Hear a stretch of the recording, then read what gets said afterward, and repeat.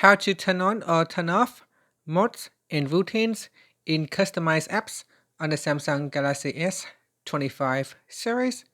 First, tap on the home button to return back to the home screen. And from the home screen, swipe down at the top to open up quick settings. Now in here, tap on the settings icon.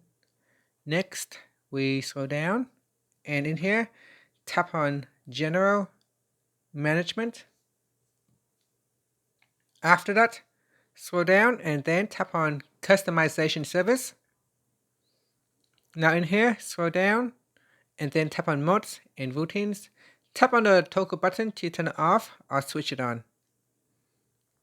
Now it said here, get personalized routine recommendations based on your lifestyle and usage patterns. And that's it. After, you can tap on the home button to return back to the home screen. Thank you for watching this video. Please like and subscribe to my channel for more videos.